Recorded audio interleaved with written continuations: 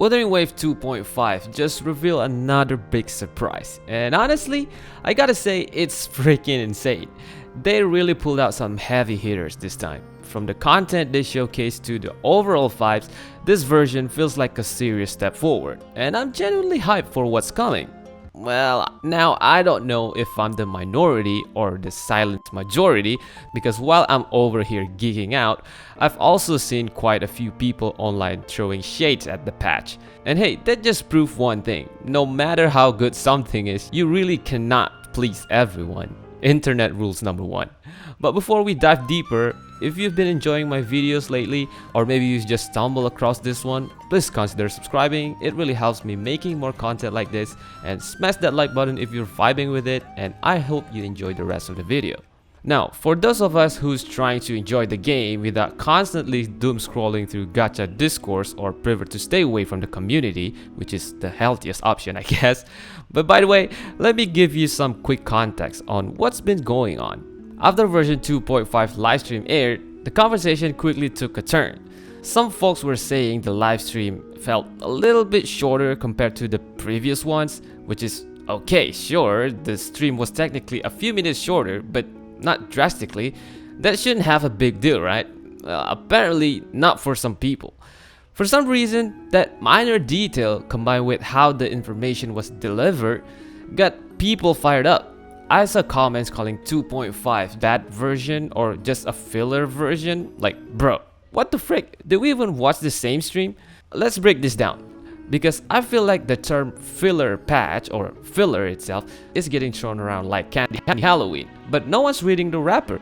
Because from my understanding at least, a filler patch, at least in gaming terms, is an update that doesn't really move the needle. No big lore drop, no significant features, just minor changes or recycled content meant to keep us busy until the next major thing hits. Basically, it's the developer saying, here, chew on this while we finish cooking the main dish. Even based on Google, a filler patch refers to a game update that primarily focuses on minor context addition or gameplay adjustment, rather than significant story progression or new areas to explore. These patches often include events, quests, or activities that do not substantially advance the main narrative or expand the game's world. I think the problem for some people here is that they often use the word filler without fully understanding what it actually means. I've seen quite a few comments floating around on X, on Reddit, or even on Wuthering Waves YouTube videos saying stuff like it's a bad filler patch because it lacks of content. But let's be real. That reaction might be heavily influenced by the way livestream was delivered last time. I noticed a lot of people were not exactly thrilled with how the information was presented in that 40 minutes video. The structure fell a bit off, not gonna lie, and the pacing did not help either. The hype just didn't land on the way it's supposed to, and as a result, expectations were not met. Some players are also drawing comparison between 2.5 and version 2.4, which is fair. 2.4 was one of the game's strongest updates so far.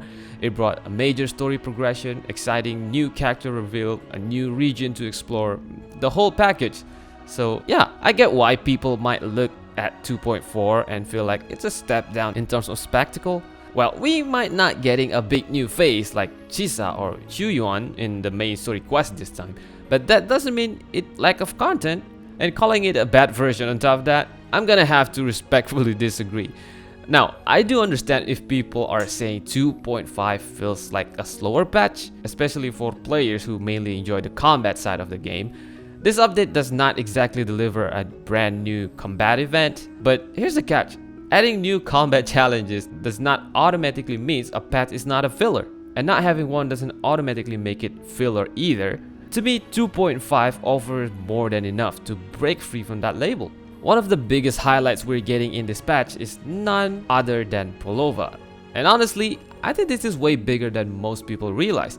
She's not just another character being added to the roster. She's been deeply involved in the core story since the earlier arcs. She literally led the enemy forces in both Wanglong and Renacida, which playing a major role in shaping the conflict. And now she's becoming playable, which also makes her the first antagonist in the game to cross the line. That itself is already a huge deal. Like I've said it in some of my previous videos, it sets a precedent.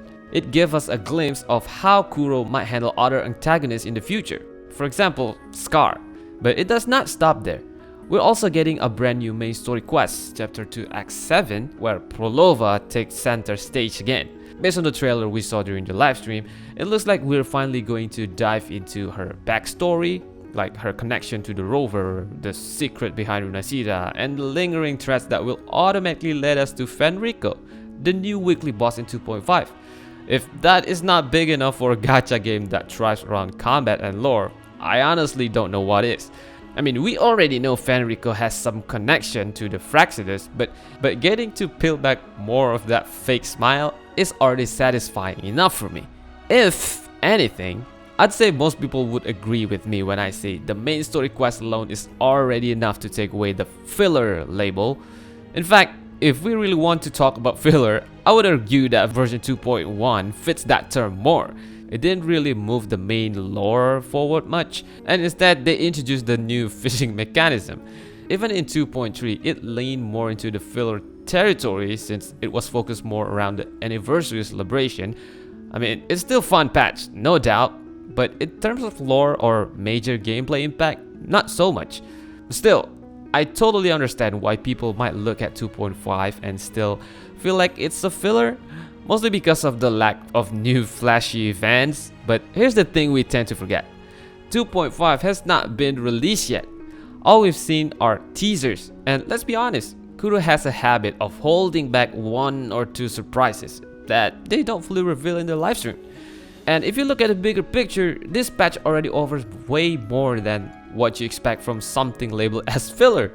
New map, a new echo set. On top of that, this one only needs 3 echoes to activate the passive effect, a new boss, a brand new main story quest, a new Augusta related side quest, updates to the Dreaming Deep content and the gameplay adjustment, a new ecosystem management, and more.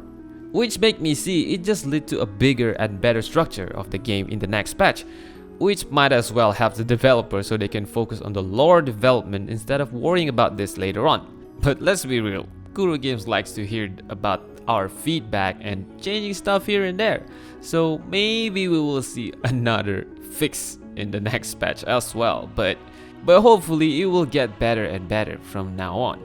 So what I can conclude about this topic, about the fillers and stuff, is it a filler patch? Well, nope, at least not for me. Is it a bad patch? Well, absolutely not. Is it lack of content? Nope, absolutely not, because we got a lot of things to discover in the next version. But still, what do you think? Let us know in the comment section. So that's all for today. Thanks for watching.